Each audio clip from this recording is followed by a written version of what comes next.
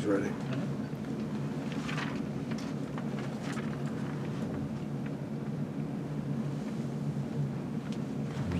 Coach, 4 losses in a row. What is the common thread, or if there are more than one? If there's more than one common thread in these 4 losses that right now appears to be part of who this team is? I wouldn't go that far. I wouldn't say there's a common thread that connects us to who this team is. I think we've had a hard week. I think each of the 4 losses, I get something different from every one of them. I don't think I can say for each 4 this is what happened and this is who we are. Well, maybe one common thing is we're falling short. So I told the guys to be, because I am disappointed, but I'm not discouraged. Disappointed with the outcome, but I was really happy with the fight in the last 15 minutes of the second half. And to put us, I think it was only down by 2 or down by 3 after Caleb hit that shot by 3. If he made a free throw, it would have been 2.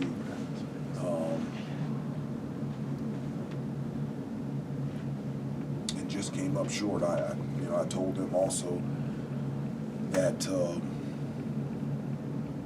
I'm not panicked. I'm not any of that. I'm convinced, one, this is a good basketball team, and I'm convinced that we're going to be a great basketball team by the end of the season. Hubert, did maybe we get something out of this game in terms of your extended pressure? It seemed like in the second half, that's what got you back in the game. Is that something that going forward you might use a little bit more of? Yeah, it's really difficult to do that with Virginia Tech because they have so many moving parts in the half court. I mean, they don't use a lot of ball screens, and so it's just, especially without Armando in the lineup, it just felt like, especially Mutz and Basile in the second half, whomever was guarding them, they were really being able to get to the basket and the post really easily. And so from there, we started to double team.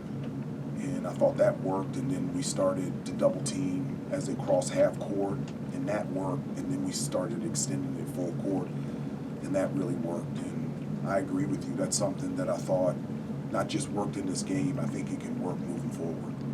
Coach, I wanted to ask, I was talking to some of the players in the locker room, and they said they were a little bit surprised by how hard the Virginia Tech defenders were hedging on the ball screens.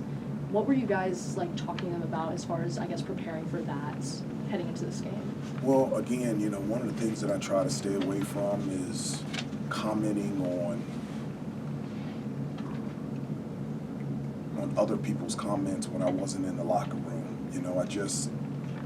It's important for me to stay away from that. One, because I wasn't there. And number 2, I don't know the context in which they said it. Anything that Virginia Tech does, whether it's on the offensive or defensive end, they do it with tremendous effort. And so going into the game, we knew whatever they did on either side of the floor, that they would bring great effort. Hubert, did you leave it up to Armando today whether he played or not? He said he went out there and tried to give it a go in warm-ups and to see what it was like. Did you just say, it's your call on that, and how long do you expect to be without him? Well, it is his call. I can't make somebody play. Right. So it is his call. And we didn't know until game time.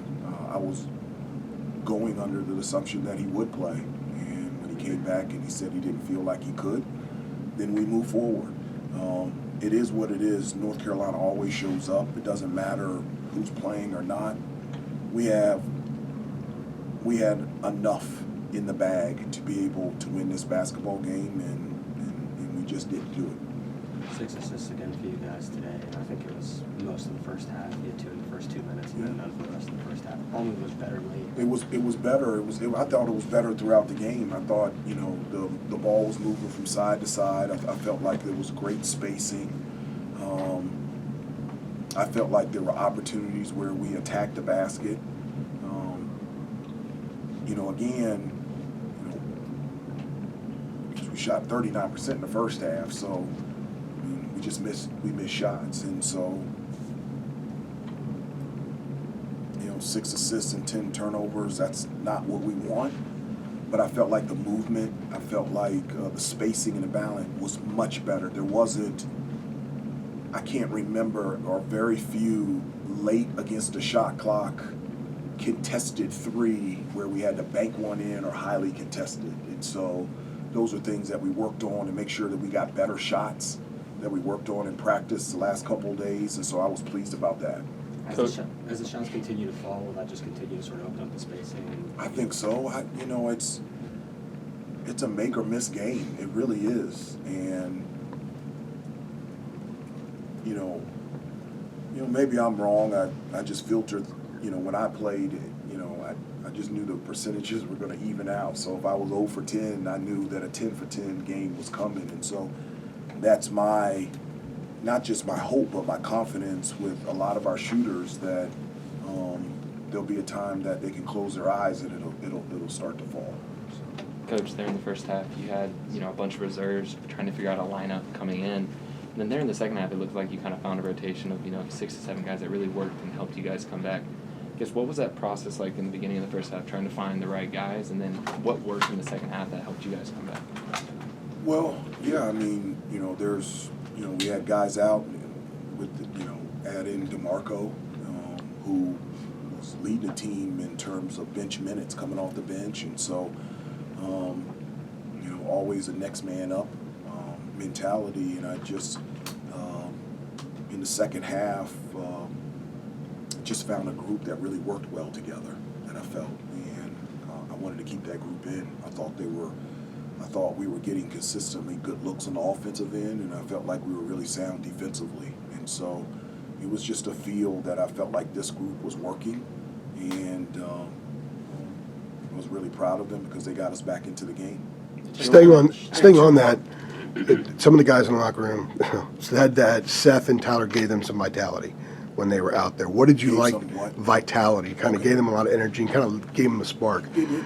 An energy spark. What did you like specifically about what each of those guys were able to do They today? competed. They competed. They did. They defensively, they competed. It didn't matter whom they were guarding. That person knew that they were there. It was felt. They were doing the things that we asked them to do and the things that we talked about and practice and shoot around. And then on the offensive end, they took care of the basketball and were in the right spots, and they were aggressive and definitive in all of their moves. I thought they were fantastic. I was really, really proud of them. Just a quick follow-up on that. Tyler said he felt like he got better defensively as he got into a little bit more of a groove. Kind of lost himself in the game a little bit, especially defensively. Did you see that from him? One of the things that I love about Tyler is he competes and he's not afraid of the moment. And those are 2 boxes that a lot of people can't check, and he can. And I was very proud with his effort. I think in the first half he got caught underneath the screen, so he got caught on their 5-man and got pinned down low on the post. But other than that, he just competed out there on the floor, and I'm so thankful that he's a part of this team. Sorry, Nia, you got the last one. Yeah. Coach, the energy in the locker room seemed kind of demoralizing. So my question is, what's your message to your team over the course of the next week in practice? Well, demoralizing, I think that's a very strong word. I would say disappointed, tired. And that's a good thing. If we went into the locker room and everybody was okay, then that would be a bad thing. I've said this before, guys, that I like to encourage and I think you can go anywhere and find somebody to criticize, to critique, to tear you down. And my job and what I want is I want our guys to be the best that they can be. And I want them to feel confident. And I want them to feel good about their game. And I want them